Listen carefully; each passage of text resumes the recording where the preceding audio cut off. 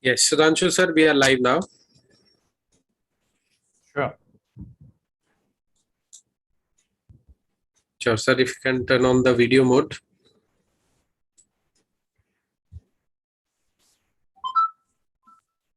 Sure.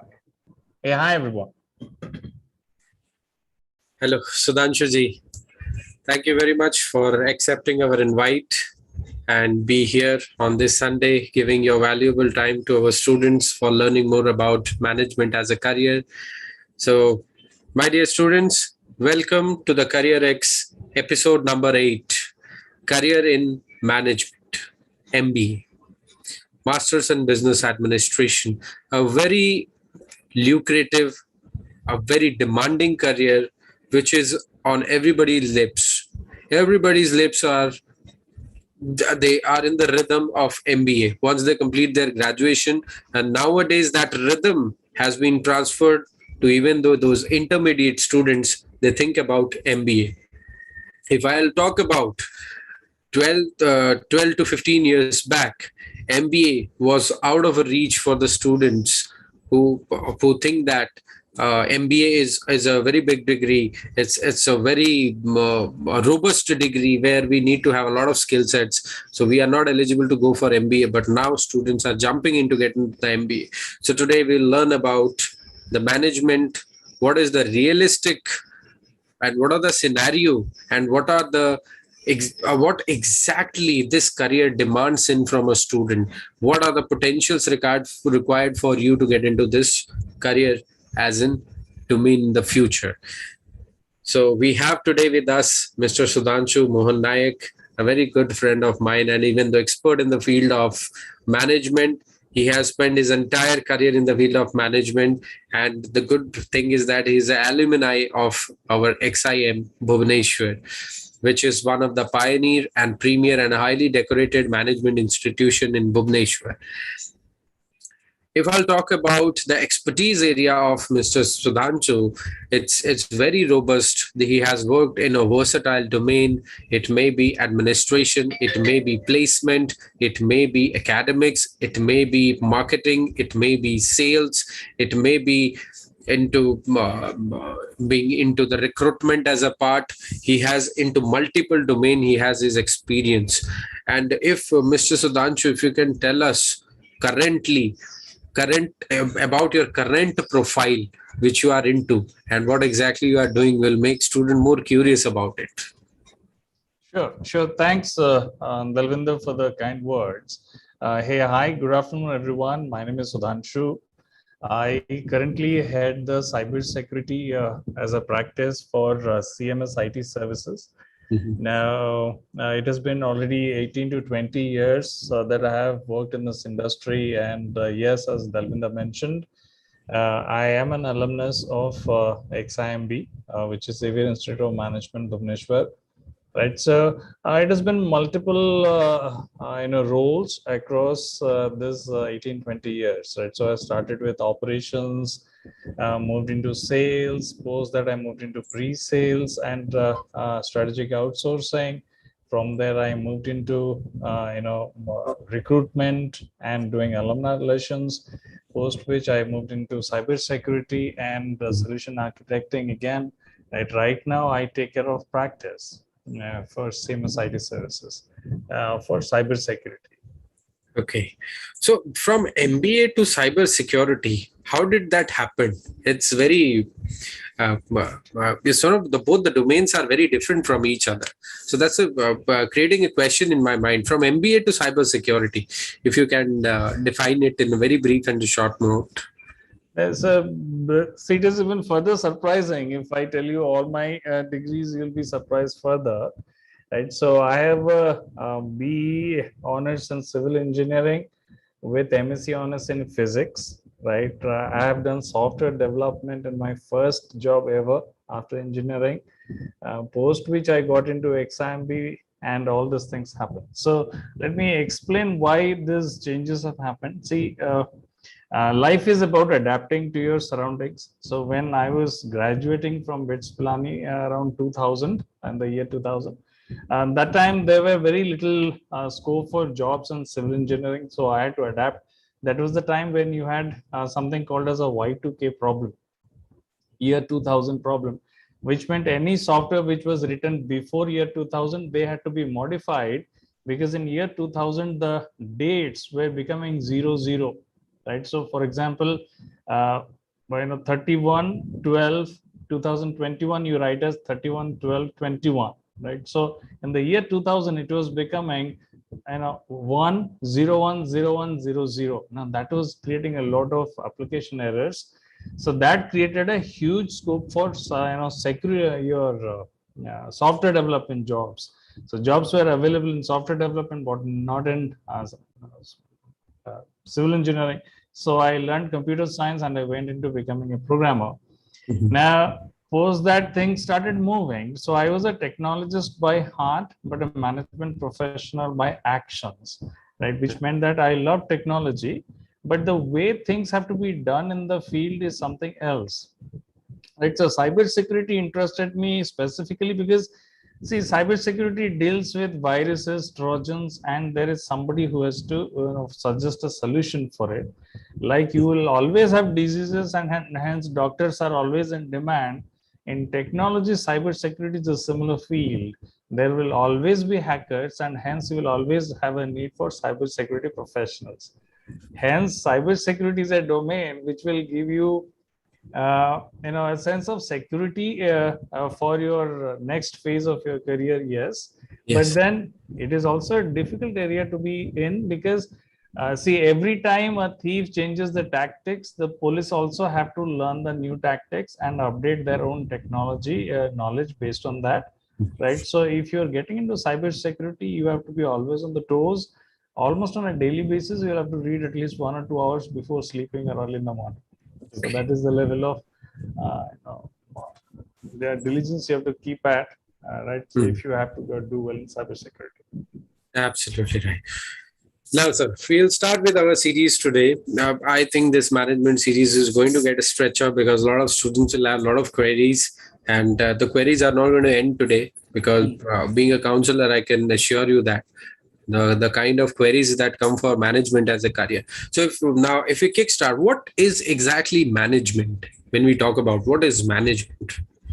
See, there are 3 or 4 things. Okay, so you have people, you have technology, right? You have processes which actually work with both of them, right? So and there is a sense of human intelligence also which has to go in, which is called cognitive intelligence also, right? So when your people process technology, they are like your mantra, yantra, and tantra of your life.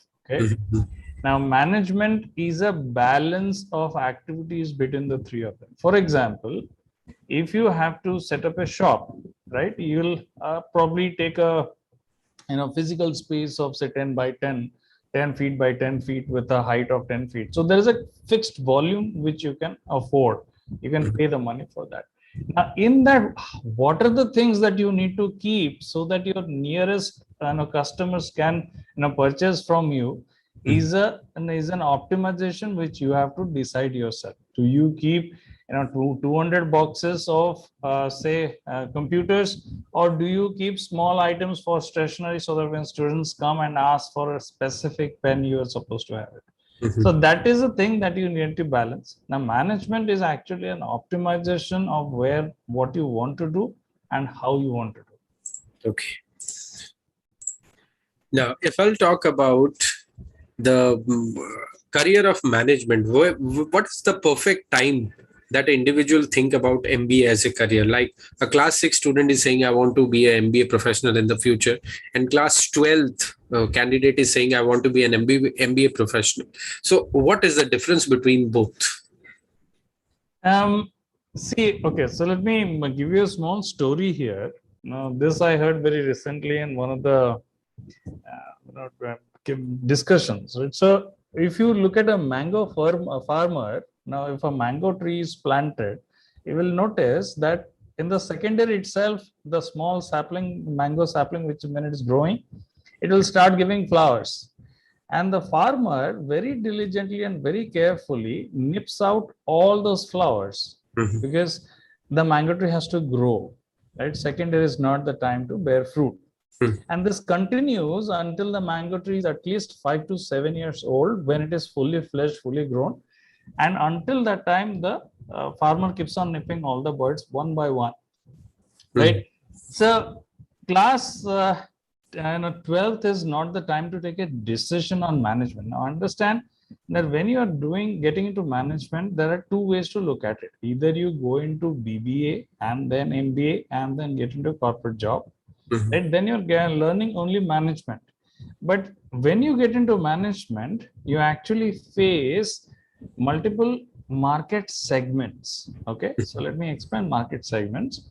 You have, say, automobile. If you are getting into a car industry, it is called automobile industry. If you are getting into a skincare industry, for example, your cream, your lotions, etc., there's a skincare industry. Similarly, there is aeronautics and airlines industry, right? Now, depending on where you will want to get placed, you'll have to learn those skill sets early, right? Now, for example, if you have to become a management professional in technology, you need to learn technology, right? That means in your graduation, you need to at least learn, do your BCA or do your BTech or BE in computer science or in technology, and then get into a software company. Then with an MBA of 2 years, you'll be adding tremendous value. However, if you're very creative in nature, right? So you want to get into advertising or you want to get into the legal profession, you can take BBA immediately after 12th, right? And learn about advertising, specialize in advertising and go into advertising after BBA and MBA. So after BBA, don't get into a job immediately. Try to finish your post-graduation in MBA and then get in. Okay. That is also possible. Okay, that's great. So what are the programs? And we all know that programs and courses what are offered in MBA, but right now in these 5 to 7 years, diligently it has added so many dynamic courses into the management. If you can put some light on that, Sudhanshu. Yeah, see, okay, so let me put it this way, the younger crowd will relate to it faster. See, when I was doing my MBA, there was nothing called Spotify. YouTube was just about getting born. Facebook wasn't there, right? So, and that was the period, and Google was just about taking birth. Okay, so it was, I think, 1 year into Google's inception that things were available. So we used to use both the library as well as, we used to learn how to search in Google in the very first year to utilize that platform. Now with so much platforms available, so many amount of jobs are also there, so many different types of jobs are there. See, market is ever evolving, right? So you will never really know when you are getting into MBA or when you are planning to get into MBA, how the market is going to be. For example, 10 years back, there was nothing called data analytics, so to speak, as a field. People used to analyze data, but they used to you do it on calculators or Excel sheets, but they now have a course, MBA in data analytics as a course, right? So data scientist wasn't there. Now that is a course which uses statistics and management principles, right? So they're just giving a sense and example out of it. So when you are almost say you have decided that, okay, next year or next to next year, I'm going to get into MBA. That is the time when you have to really look at the market, which are the hottest jobs, which are going to be there for the next 5-10 years, or go into standard traditional management degrees like say marketing, finance, operations, HR. These are traditional management verticals where you can get into. So, Sudhanshu sir, if you can name all those dynamic new specialization upcoming, like you said, digital marketing is one. Then any other specializations which are upcoming with the MBA? Multiple actually. See, there is data visualization. There are MBA degrees which are coming up on data visualization because of big data, right? Now there is the very latest field is in also cyber security. There is a company which there are a couple of institutions who are offering MBA in cybersecurity and management of cyber forensics, etc. Right. So data science is one more. Right. Similarly, supply chain management is one more, because with the increase of what they call these days as a phygital space, which is a physical plus digital space. Okay. A lot of supply chain professionals, packaging professionals, e-commerce professionals are required. So there are MBAs in e-commerce, there are MBAs in supply chain, MBAs in logistics management, which are coming up in a big way. But I don't know how far into the future this is going to go, because the technology is changing in such a way. There is such a fast pace. It's hard to keep track. There are also MBA degrees which are being offered in entrepreneurship. So in case you want to start your own organization, what are the things that you have to follow? How do you get your profit and loss statements? Where do you break even? How do you get your angel investors, etc.? And the courses are also available in those. That's a really valuable information. Whatever you said at last is MBA in entrepreneurship. That is really big information, because while counseling, a lot of students ask me, "Sir, I want to be an entrepreneur." They have learned this word, they want to be an entrepreneur. So probably they think that they can be. So I can guide them now that there is MBA in entrepreneurship. So in fact, there is an institute also called Xavier Institute of Management and Entrepreneurship in Bangalore, if I'm not wrong. It is called XIME. XIME. Yeah. XIME. Okay. So XIME students, please note it. Sir has given you information. XIME is Xavier Institute of Management in Entrepreneurship. So students, you can keep posting on your queries in the chat box. Chat box is open for you. So if you have any queries, you want to ask it to sir, so this is the right platform, right time. You can ask and you can clear out your queries with Sudhansu sir. Does it comes out, there is a lot of confusion between the students. Is PGDM better or MBA better? What is exactly the difference? There is no difference, so to speak. Okay.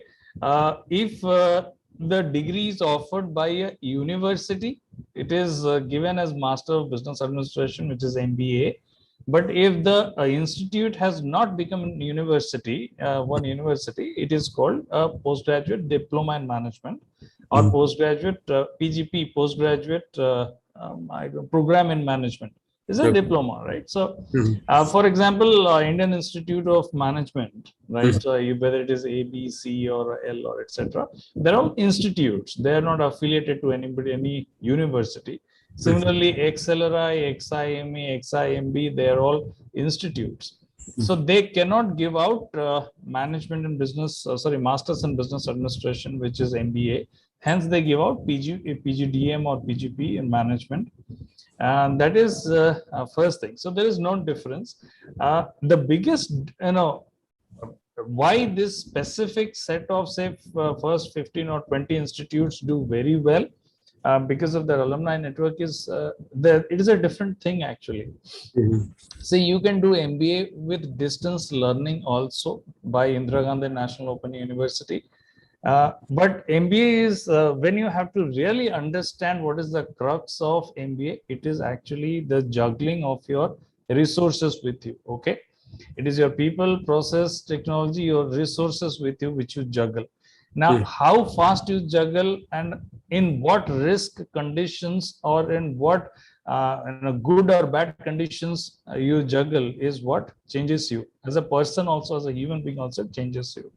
So all these institutes like IIM, B, C, XIMB, XLRI, all the top institute, SPJN, NITI, etc., they are all residential programs, which means a typical day of an MBA and a student in this institutes would be, wake up at 8 or 7:30. Whether you brush your teeth or not doesn't matter. You have to go to the class because classes start at 8 o'clock, sometimes at 7 o'clock. Classes will go on until say 1 o'clock, half an hour or 45 minutes break. You come back for lunch, do whatever you want to do, but 2 o'clock back again in the institute or the classes. Now, sometimes over the weekend also visiting professors come and take your classes. So it can be entire day of classes, 8 hours, 10 hours of classes. And post that, the university professors or the institute professors would have set an assignment for you in small groups. Right? You have to also learn how to work in groups, because in management in large organization, that is a necessary thing to do. So once you come back after say 7 o'clock or 8 o'clock, dog tired from the classes, you take your dinner and sit down with the assignments.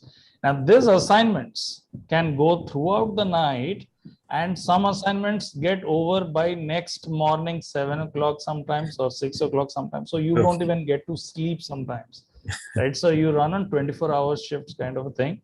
But that is the rigor, or that is the grind which goes into residential program MBAs, right? So if you see, you can do law sitting at home, you can do law by attending law universities, you can do MBA sitting at home, you can do MBA by attending these top institutes. The difference is in the rigor and the grind.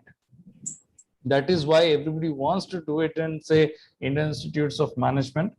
I don't know about the new IIMs in detail, but ABC are considered the best, right? And there is a top 10 list which normally comes out, right? So SPGen, NITI, Symbiosis, XIMB, XLRI, these are the, and IIMs, these are the primary culprits which you always see in the top 10.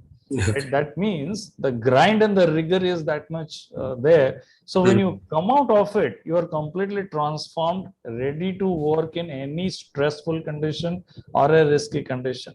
That is the difference. Okay. Otherwise, in the degree, there is no difference. So you have answered multiple questions in this answer, whatever you given. And the beautiful part was that when you said that MBA is not that. So students, if you think that MBA is easy, so exactly it is not. You have to spend a sleepless nights to get through that.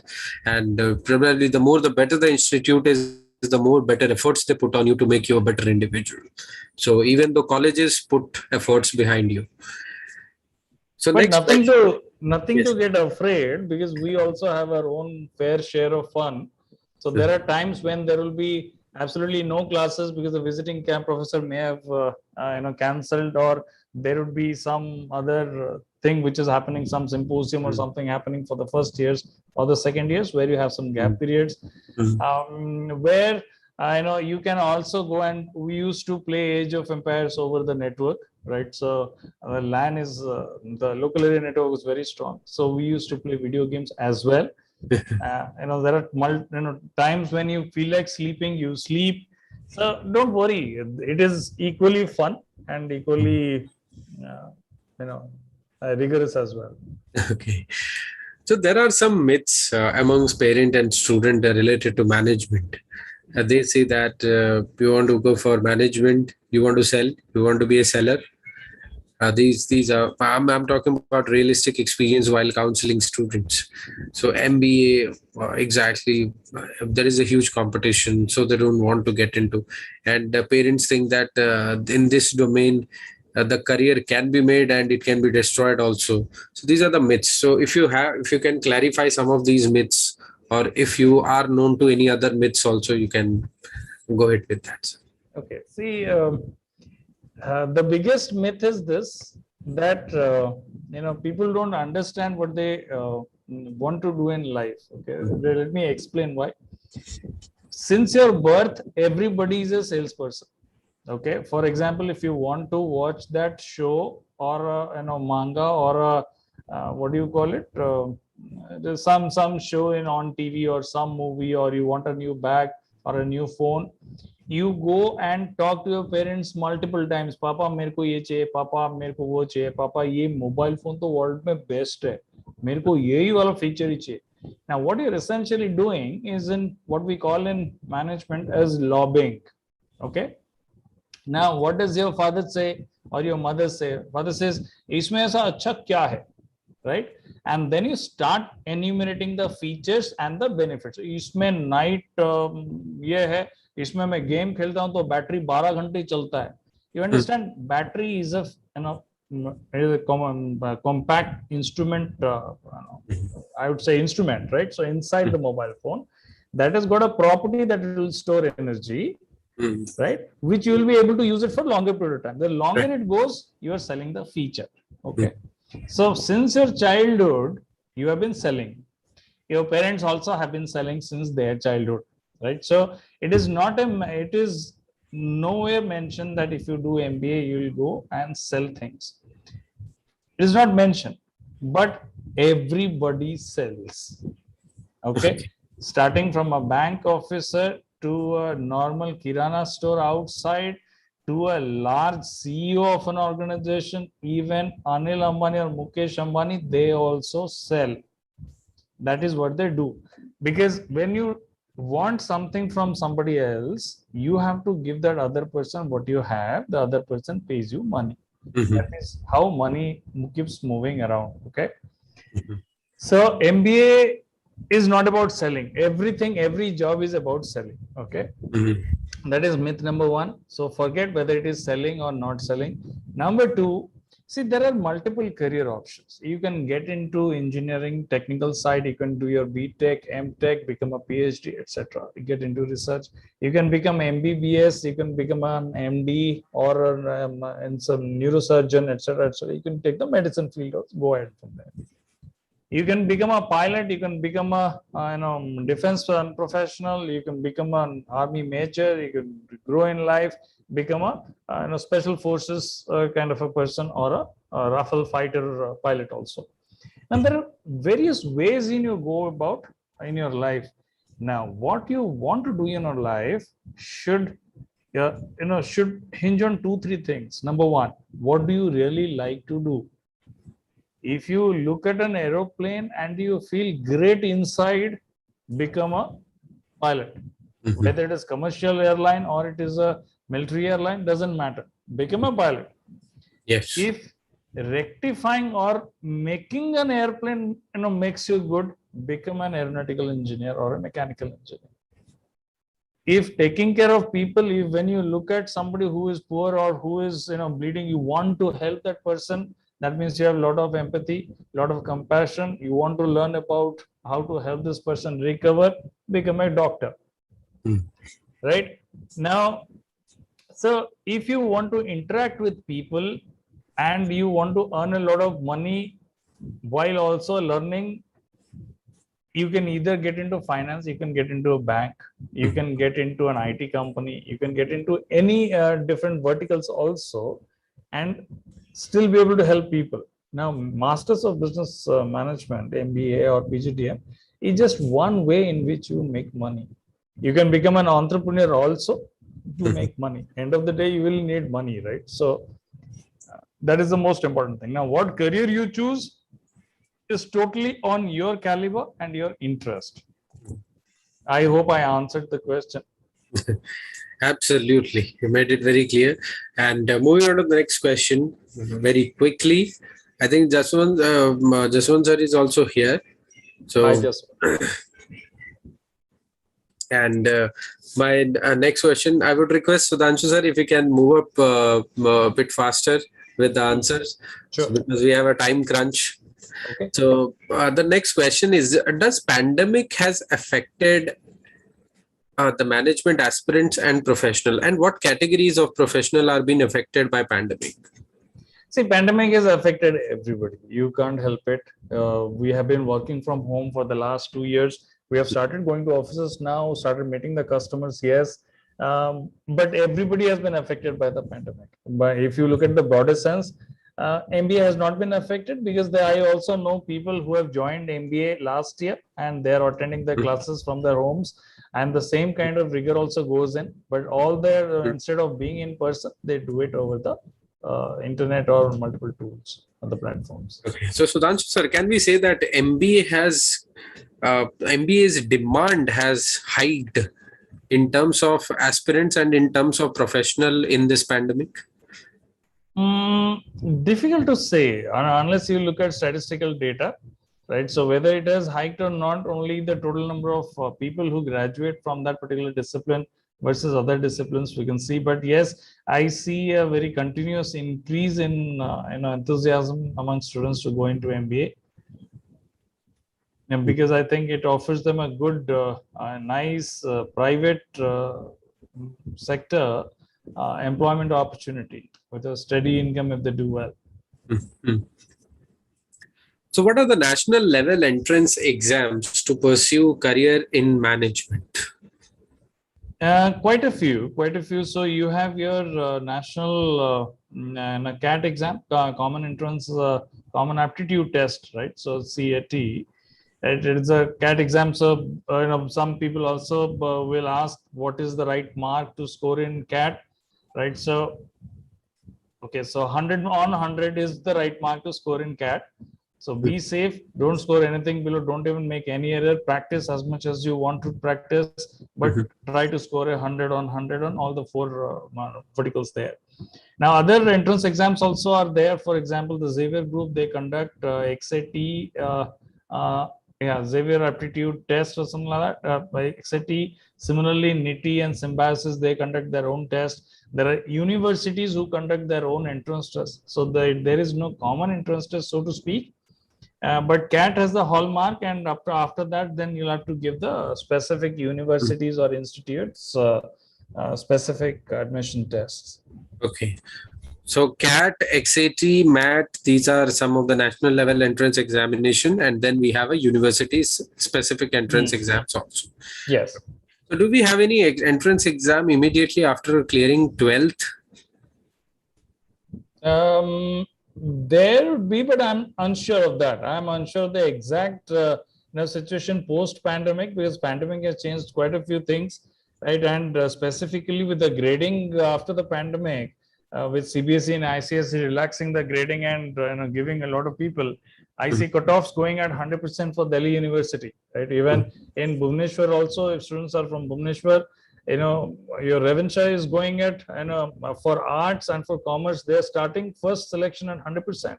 And that is unheard of, right? So never before I have heard 100% first cutoffs. Right? So I don't know what is the situation right now. We'll have to really look into the next year and see. So what are the subjects, Sudhanshu sir, that are taught in management? So if we can talk about. Sure. So first year, normally they focus on all the basics subjects, like your marketing basics, HR, human resources basics, operations basics, finance basics, and accounting basics, right? So there will also be IT, information technology, data handling basics there. So first entire year will be, foundation courses, whether you want to go into marketing or IT or operations or finance, etc. Second year is when you choose your specialization and what we call as electives.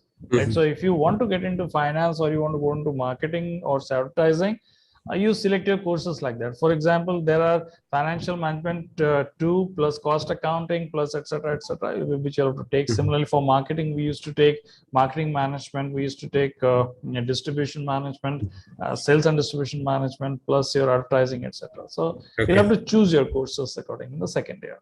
Okay, so Sudhanshu sir, here Arun Patra is very much curious about asking you a question. Yes, Arun, you have not posted your question yet. So Arun, you want to ask the question? Please write it down in the chat box. So students, those who have any queries or you want to ask question to Sudhanshu sir, you can write it in the chat box. So if you write it in the chat box, I'll make sure that Sudhanshu sir address your questions. So Arun, please post your question in the chat box. Sir, apart from this, one more student has a question. He's asking that without going to coaching center, how to prepare for MBA? Is it possible? Yeah. 90% of us or 95% of us, in fact, 100% of us at that time did not go to coaching centers. It's not required. See, you have to understand what is essential for scoring an 100 on 100 in these exams.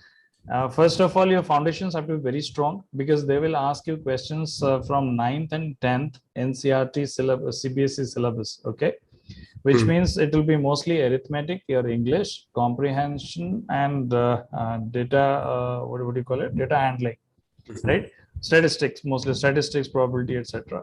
Now, you'll see out of the 4, there are 2 qualitative and 2 quantitative, okay? English and your reading comprehension and your so logical reasoning is qualitative, and quantitative will have even 2 parts like that. Now, so you have to also do it 2 ways, okay? Number 1, step 1, multiplication tables 1 to 30 by heart, learn it by heart, okay? Mhm. Reciprocals 1 to 30 by heart. Square roots, cube roots until 1 to 30 by heart. Okay. Mhm. Mhm. This is the first step. Second step, keep on doing your practice tests, keep on doing your there used to be a book we used to it's called RS Agarwal, okay, which even for bank PO exams, etc., people use, but they give a lot of what we call as HOTS questions, higher order thinking skills questions, or otherwise called HOTS, right? Mhm. So keep on practicing. So you what MBA entrance exams really check is, if you know the concept, can you apply it? You'll be knowing, Pythagoras theorem, but can you apply it in the problem? That is what they check. So keep on practicing RS Agrawal and for logical reasoning as well as for your quantitative. And third and most important point, which many people miss, but you should not, keep on reading newspapers every day at least for an hour, and read extensively. You don't read only novels, you read novels, storybooks, non-fiction like your autobiographies, biographies, Mhm. and the works. You read about India, read about journals, etc. So these are the three things that you have to do that Mhm. will improve your reading comprehension, improve your analysis on the English side, Mhm. and on the quantitative side also you'll be able to do good. Absolutely right, sir. Now here Arun has a question. Arun, you can unmute yourself and ask the question. Okay, thank you, sir. I will not take your much time. Mhm. Sir, can I speak in Hindi? I'm way more comfortable with it. That's fine. That's fine. I can understand. Okay, sir, I am currently in second year IIT Delhi, and this is my cousin's tab. Well, he is with me. So I want to ask this, that जैसे सुंदर पिचाई का मैं देख रहा था, he first did BTech from IIT Kharagpur in metallurgy. Then he went to do MS from Stanford University. After that, he did MBA from Pennsylvania University. So I want to ask, how does it contribute? Meaning, how can MBA help a student who has done BTech and MS? Is it like changing your field completely, or it contributes on it? उसमें दोनों mix होके आपकी value बढ़ाता है, या फिर वो अलग ही बात हो जाता है अगर आप बीटेक और एमएस करके आप एमबीए करें? ये पूछ रहा था. Okay, so let me try and explain this. See, you have to understand that this education or these degrees, they actually change the way you look at things. Okay, for example, let us take Sundar Pichai as the example in our question. Okay, now he has understood technology. Okay, now he has learned metallurgy, all right. Now from there he has gone and done his MS, right?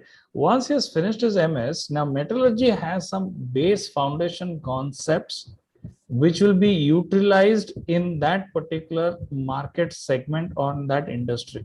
Okay, for example, there will be metals, there will be extraction of metals, there will be Bernoulli's theorem, there will be flow inside how you extract metals, how is that metal getting into an alloy form, and how does it contribute to creating a new design or something.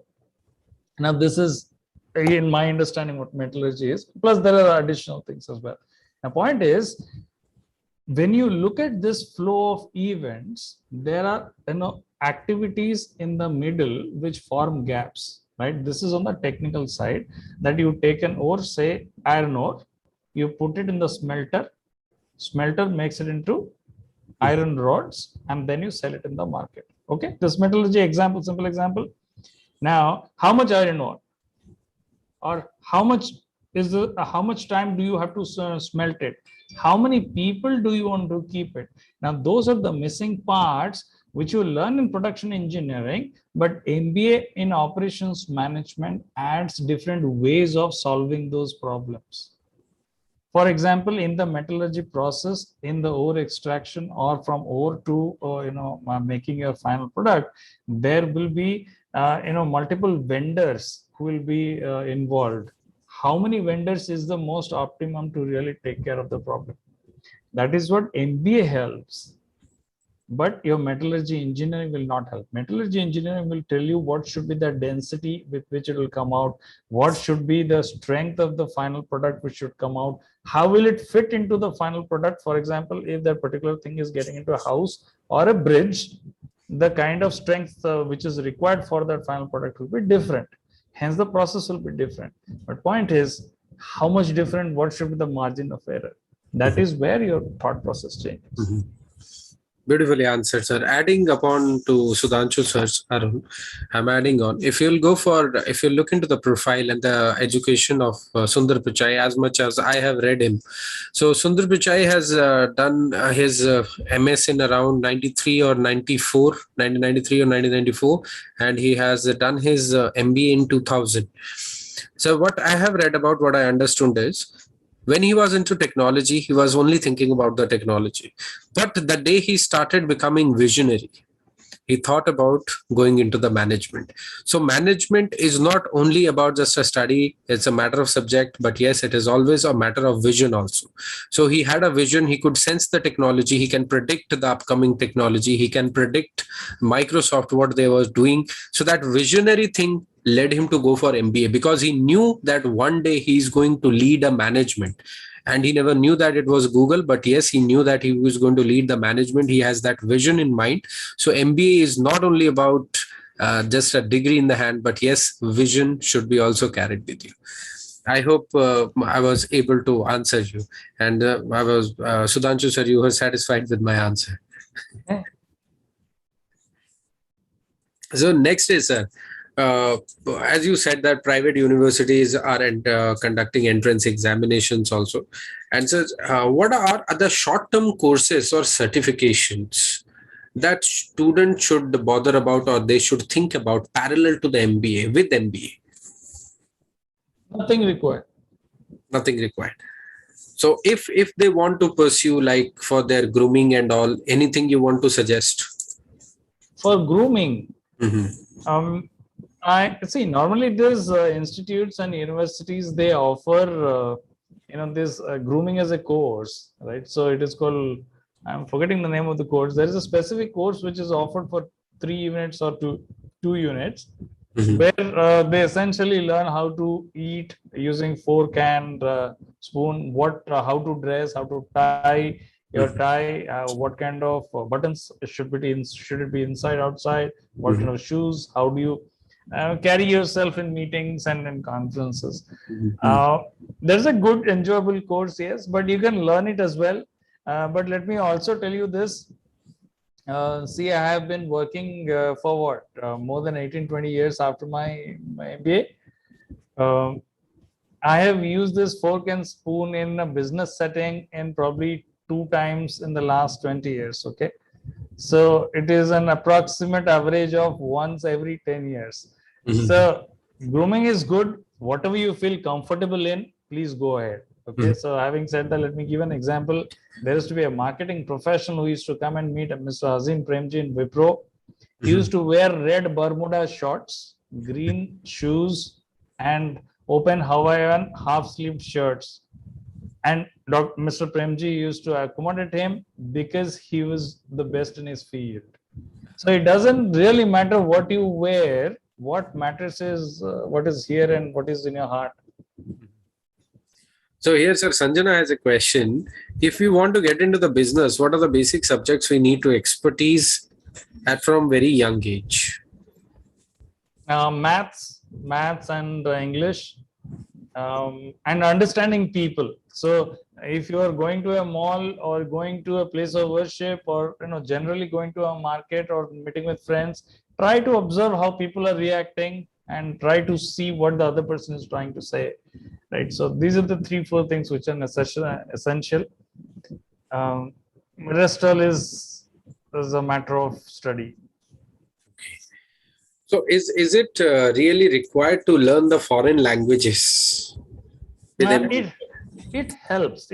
See, it helps because if you want to get into manufacturing, Japan and continental Europe, they're very strong in manufacturing, specifically in automotive and in aeronautics, right? So aeronautics and automobile, they're very strong. So if you want to go there, it will be good, right? If you learn either Japanese or French or German, right? So if you want to get into pharmaceuticals or medicine, English is which was there, right? So it helps. A new language helps, but people these days, they use Google Translator and you will be able to converse. So I think technology is helping it. India, in India itself, we have more than 20 languages, right? So all of them very rich in content as well. It is up to you how much you want to learn. Okay. So what is the course fee to study MBA? If you can share a range. Yeah, so currently I am given to understand that for 2 years course in IIMs, the fees has been hiked, so it is around 15 to 16 lakhs is what I understand the total cost of education. Correct me, Dalvinder, you are directly in the eye of the storm, so you'll know better, more updated answers, right? So, and if you go into top corporate, private universities, right? So, it can cost you anywhere around say 18 to 20 lakhs sometimes. I'm told around say 22 lakhs is what the total cost of education would be for if you go for Symbiosis, NITI or XIMB, etc. Right? But then there are education loans as well. And but if you get into these institutes and you're taking a hefty loan, make sure that the placement record of the institute is very strong and get a job on campus, because getting a job outside is very difficult.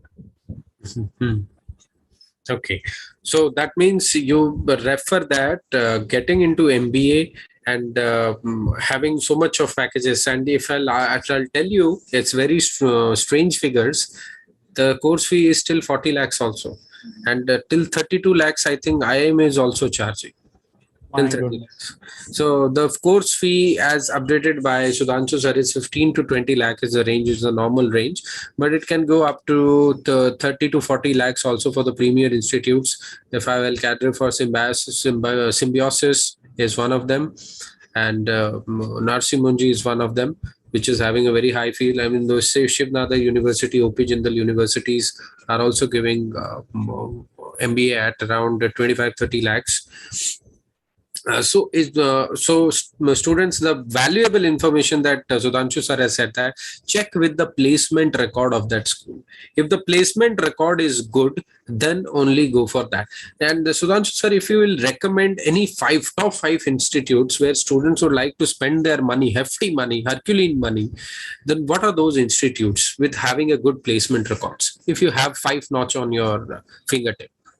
I am A, B, C, XLRI, XIMB, and I think Symbiosis and NITI.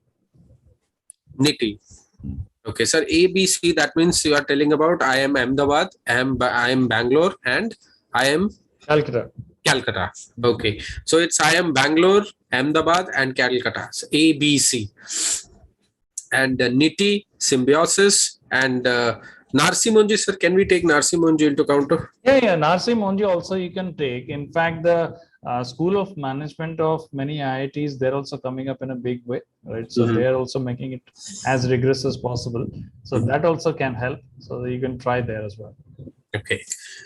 So what is the salary scope of a fresh management graduate?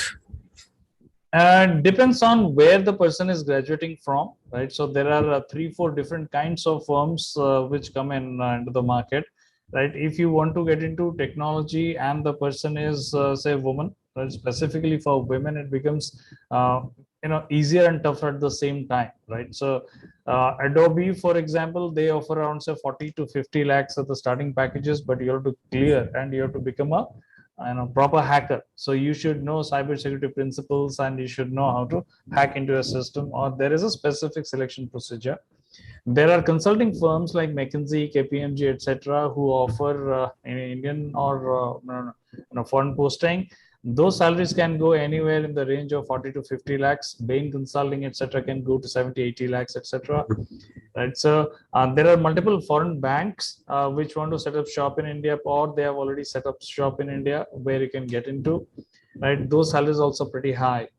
Having said that, there is a very interesting thing that I've noticed in the last few years. Indian government also has started recruiting MBA graduates for their multiple schemes.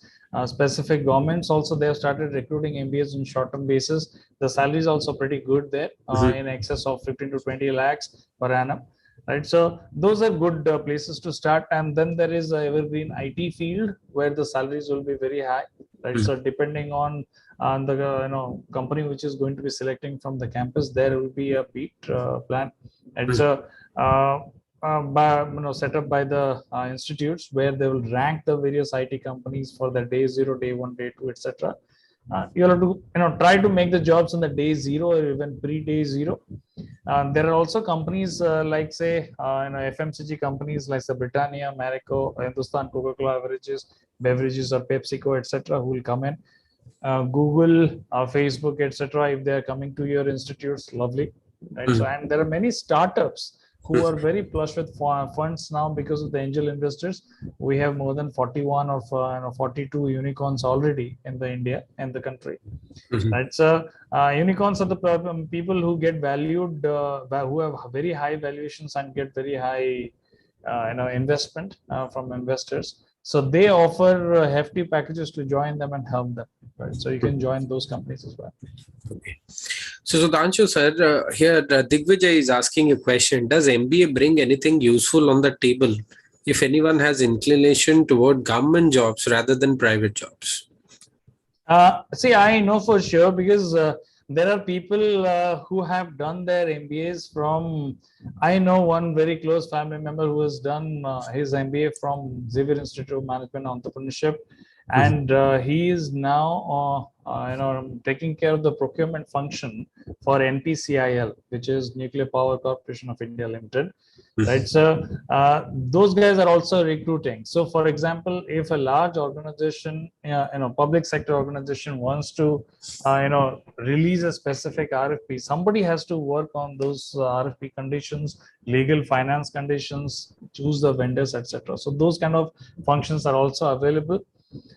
There are short-term projections which the government also comes out with. For example, your Niti Aayog, right? They float job opportunities regularly for MBA aspirants as well. So you can apply there. There are chief ministers, very forward-looking chief ministers who in the CMO office, they want to get people to help them to get investors to their specific states, right? I know of Maharashtra and Telangana for sure, right? So those states, they recruit MBAs into their government, CMO function, Chief Minister's Office. There are also organizations in the central government, right? So who recruit MBAs to take care of the large projects which run. For example, your metro projects which are running, a high-speed metro or high-speed rail, they have also recruited some MBAs.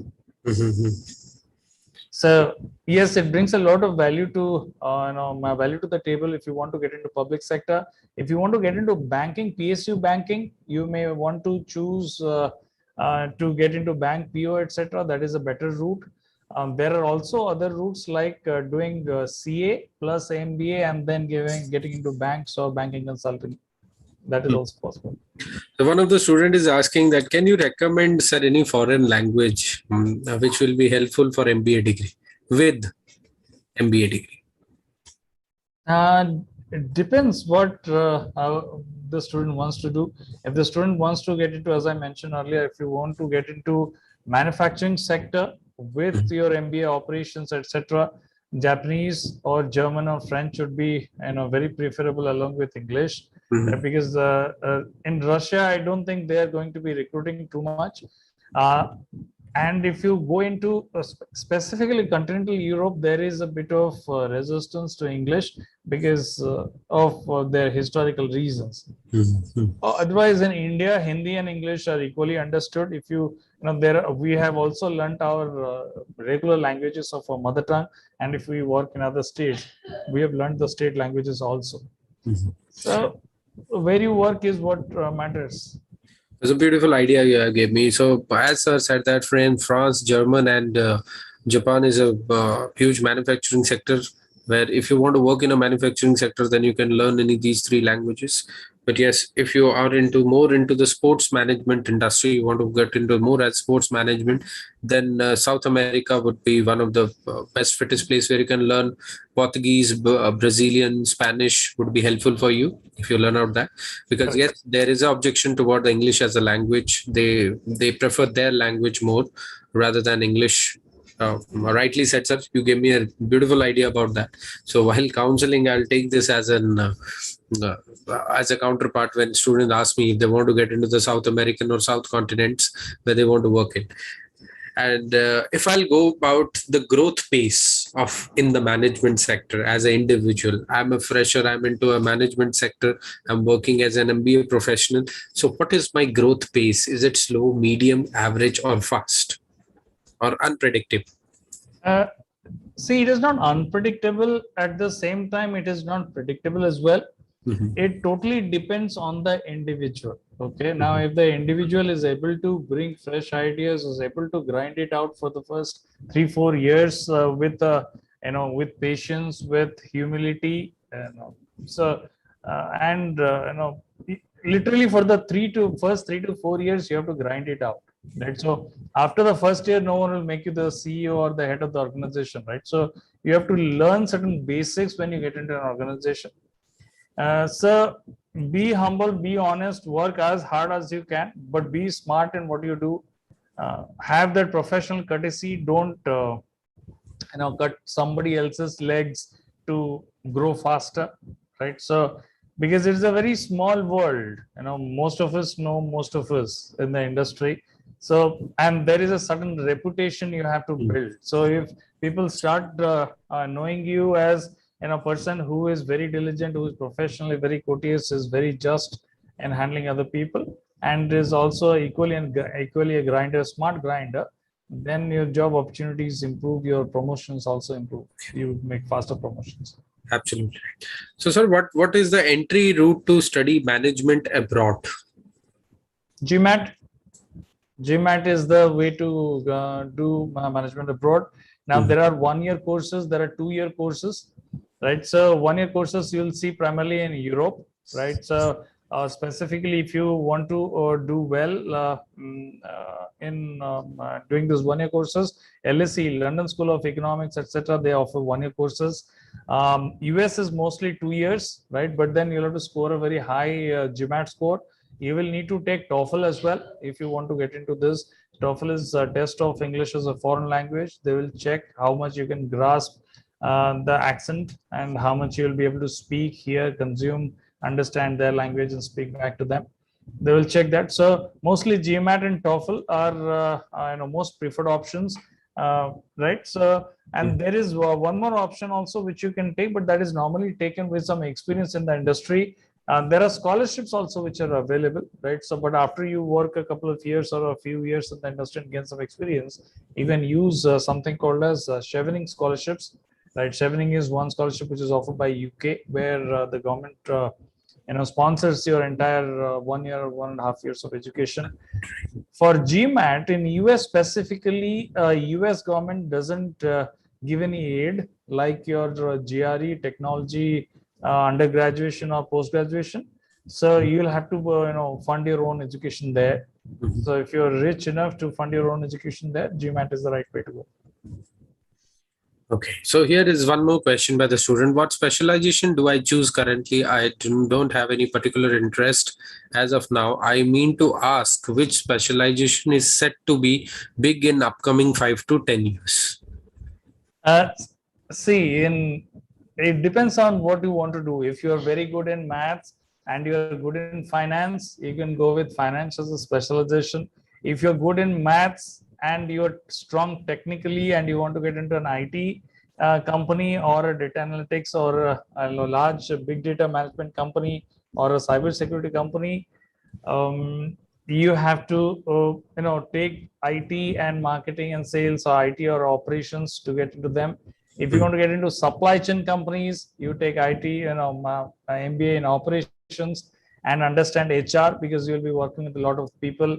If working for people is your passion, then you go with HR, human resources. Beautifully answered. Sir, if you can name any 3 or 5 government institutions for MBA in India and private institutions for MBA in India, the students want to pursue. You have already said it, but I'm going for categorically, if you can tell it. I think I am ABC, and they are all government institutions, right? So they're taken care of.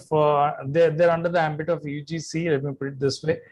Private institutions are your NITI, Symbiosis, Narsi Monji is, I think, NITI again. So XIMB, XUB, they are all your private. Your KEAT School of Management is a good one also, right? So if you have, I have known people who work from KEAT School of Management, right? So that is a good one to do. If you're based out of Bhubaneswar and you can afford it. What else? Yeah, pretty much that. So if a student asks you that about what are the top institutions abroad if they want to pursue the MBA education there?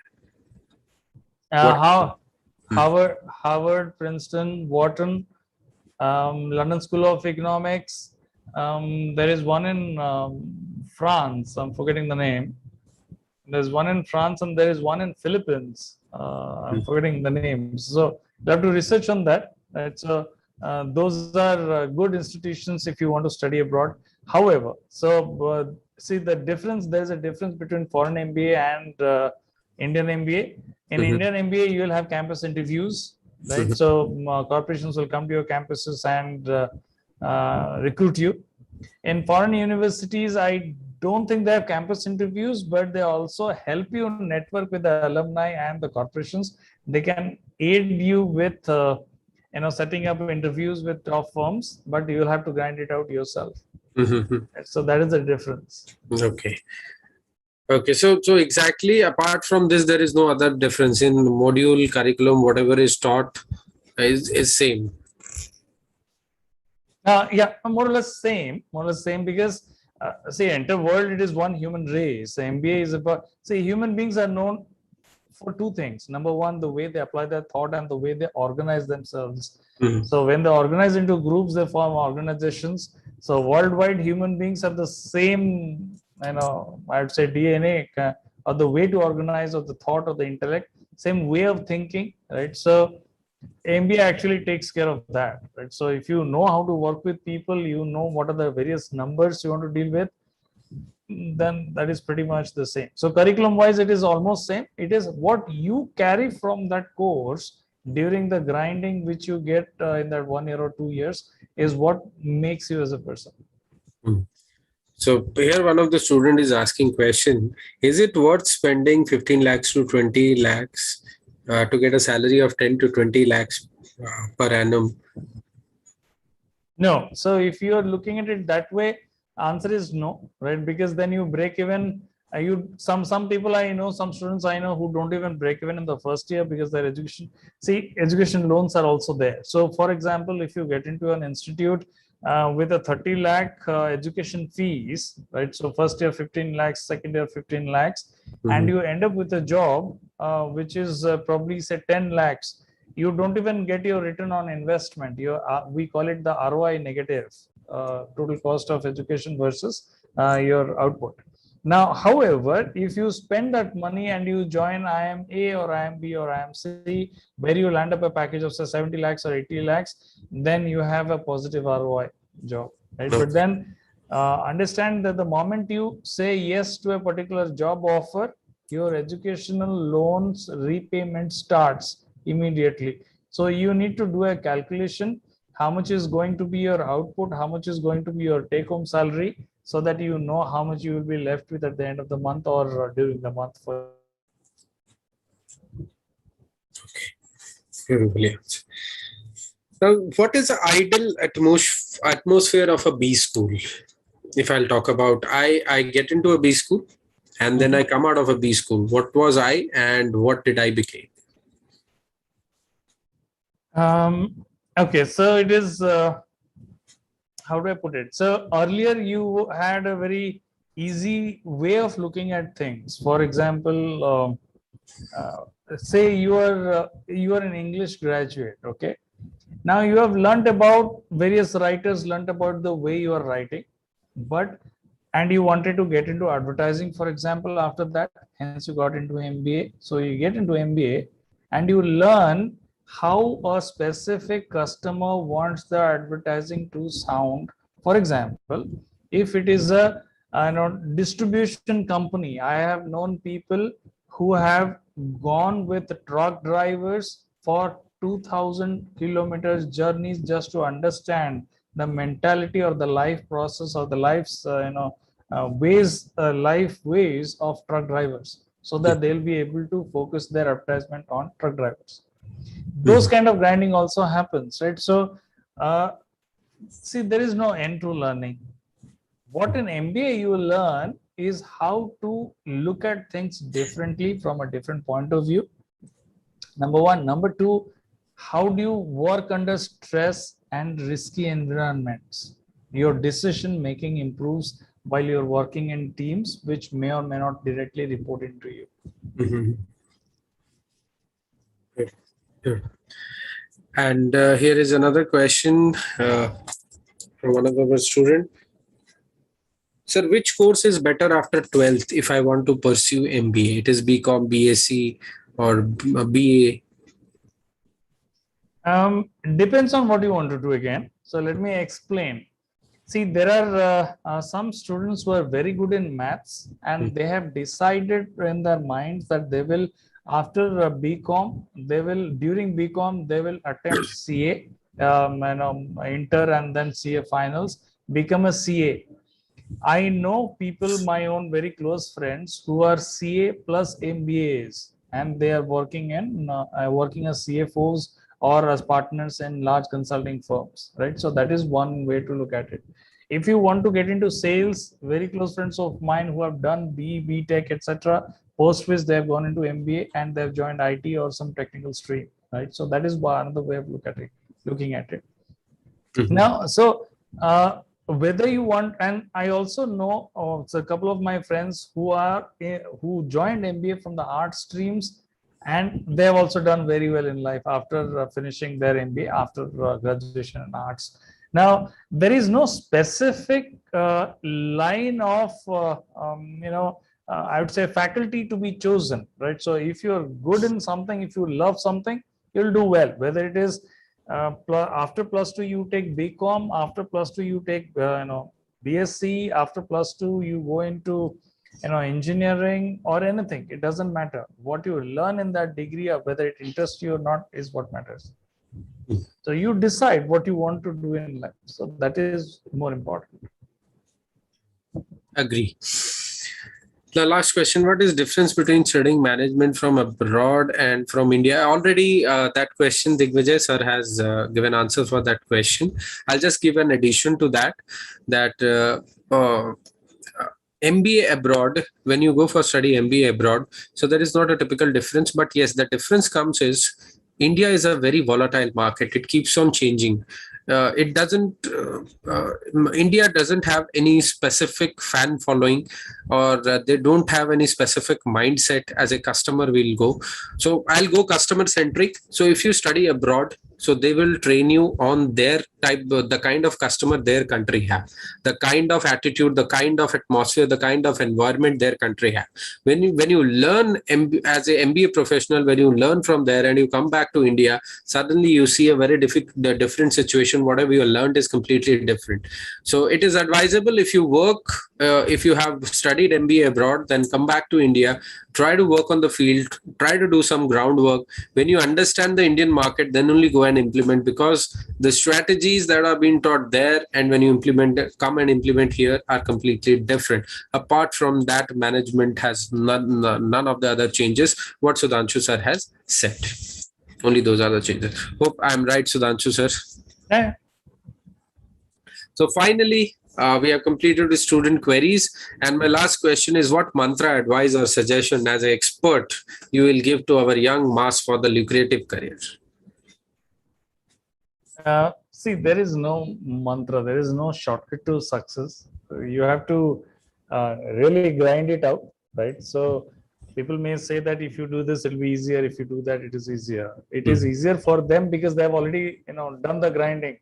For example, if I ask you to say A to Z, you go very fast, A, B, C, D, E, F, G, H, Z. If I ask you to do it reverse, many of you will fumble. That is because you have not practiced it. Yes. So there is nothing called easy way to get things. If you want to get something done, please do it. And they call it the VUCA world. VUCA is VUCA. So volatility, uncertainty, complexity, and ambiguity, right? So it is that is a terminology which we use in the industry frequently. So everything is volatile, everything is uncertain, everything is ambiguous, and everything is becoming more and more complex. Yes. Where you want to be in that world is totally your choice. But wherever you want to be, work the hardest. So that, there is a saying Martin Luther King used to say, if you even have to sweep the floor, sweep it with such passion that when the gods look down from the sky or the heavens, they will say that here lives the best sweeper in the world. That is the level of passion you have to bring to your job. Then you'll do well in any discipline. Beautiful saying, beautiful saying. And thank you, my dear students, Anushka, Arun, Vishal, Digvijay, Giri, Ipshita, Ishan, Jyoti, Sana, Soumya, Shriyans, and Tanisha. Thank you for being patient and attending this session, taking out your time on this holiday Sundays. Thank you, everyone. And a big, big thanks to Mr. Sudhansu Mohan Nayak. You took out your valuable time on this Sunday evening for this informative session, giving information to our students, which they really want. They need to be guided by the horses itself. They want to hear the career from the horse's mouth itself. Thank you very much for giving us your time. And really, it is our privilege for a CareerX to have experts like you. Thank you so much, Sudhanshu sir, for being there with the CareerX as an episode. Sure. Thank you, everyone. So it's been a lovely discussion. So have fun, do well. Thank you so much. CareerX signing off. Thank you.